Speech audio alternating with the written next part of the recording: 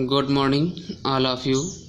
आप सभी का मदरसा देवगांव यूट्यूब चैनल में हार्दिक स्वागत है।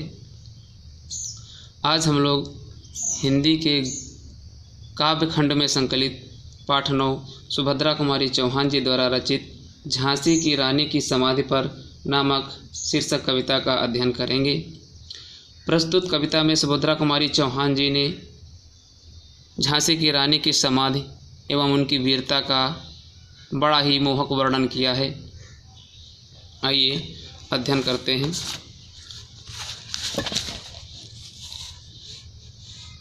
इस समाधि में छिपी हुई है एक राख की ढेरी, जलकर जिसने स्वतंत्रता की दिव्य आरती फेरी। कवयित्री जी झांसी की रानी लक्ष्मीबाई की समाधि की ओर संकेत करती हुई कहती हैं कि जो यह साधारण सी समाधि दिखाई पड़ रही है, इस समाधि में एक राख की ढेरी छिपी हुई है। वह आग थी जिसने स्वयं जलकर स्वतंत्रता की देवी की अलौकिक आरती की थी। यह समाधि या लघु समाधि है झांसी की रानी की अंतिम लीला स्थली यही है लक्ष्मी मर्दानी की। जो यह समाधि है छोटी सी है, यह छोटी सी समाधि झांसी की रानी की है। झांसी की रानी अर्थात लक्ष्मीबाई की अंतिम लीला स्थली यही है, अर्थात युद्ध करते हुए यहीं पर ही वीरगति को प्राप्त हुई थी। यहीं कहीं पर बिखर गई वह भग्न विजय माला सी, उसके फूल यहाँ संचित हैं है यह स्मृतशाला सी।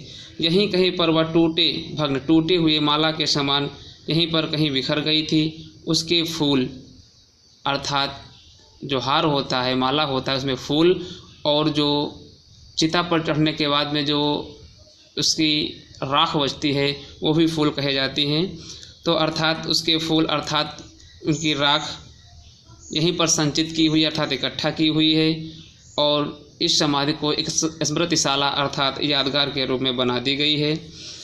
सहे वार पर वार अंत तक लड़ी वीर बाला सी, आहूत सी गिर चढ़ी चिता पर चमक उठी ज्वाला सी। अपने जीवन के अंतिम समय तक वह दुश्मनों के वार पर वार अर्थात दुश्मनों से लड़ती रही। आहूत अर्थात यज्ञ में जो आहूत हम लोग सकल हवन मसाला जो डालते हैं उसी के समान चिता पर चढ़ गई और एक दहकती ज्वाला के समान चमक उठी अर्थात जल उठी।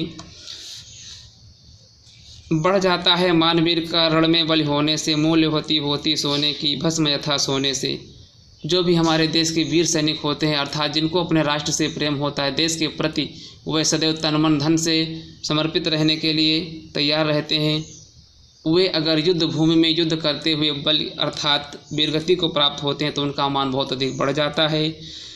मूल्यवती होती सोने की भस्म यथा सोने से, सोने से कहीं अधिक उसकी भस्म अर्थात राख, उसकी राख अधिक मूल्यवती होती है अर्थात कह सकते हैं अमूल्य हो जाती है, क्योंकि सोने की जो भस्म होती है उससे विभिन्न प्रकार की मनुष्य के स्वास्थ्य वर्धक के लिए अर्थात अच्छे स्वास्थ्य के लिए तमाम सी औषधियाँ बनाई जाती हैं जो मानव के लिए लाभकारी होती हैं।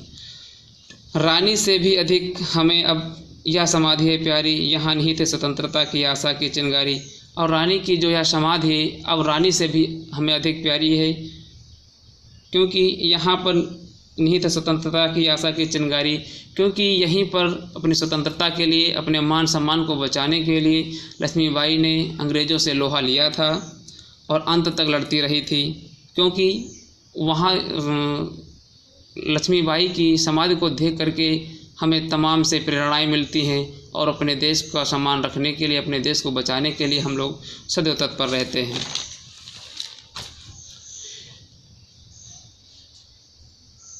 इससे भी सुंदर समाधियाँ हम जग में हैं पाते, उनकी गाथा पर निशीथ में क्षुद्र जंतु ही गाते।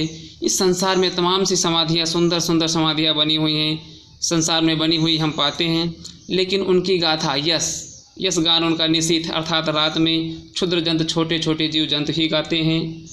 पर कवियों की अमर गिरा में इसकी अमिट कहानी स्नेह और श्रद्धा से गाती है वीरों की वाणी। पर कवियों की अमर गिरा अर्थात अमरबाड़ी में इसकी अमिट कहानी कभी न मिटने वाली कहानी है, अर्थात कवियों की अमरबाड़ी स्नेह और श्रद्धा से और वीरों के लिए प्रेरणादायक है। तो कवि इसको बड़ी श्रद्धा और स्नेह से गाते हैं। बुंदेले हर बोलों के मुख हमने सुनी कहानी, खूब लड़ी मर्दानी वह थी झांसी वाली रानी। बुंदेलखंड के निवासियों से हमने उनके मुख से एक कहानी सुनी। उन्होंने बताया कि वो वीरों की भांति खूब लड़ी वह झांसी वाली रानी थी।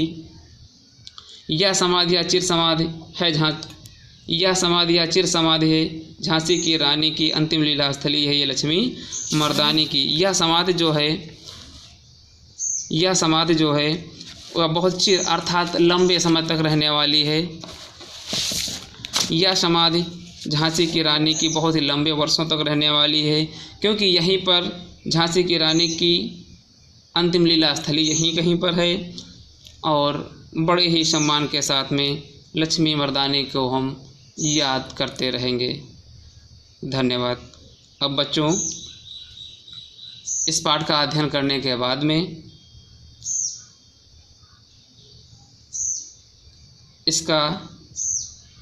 इसकी आप लोग व्याख्या करेंगे, संदर्भ सहित व्याख्या करेंगे। धन्यवाद।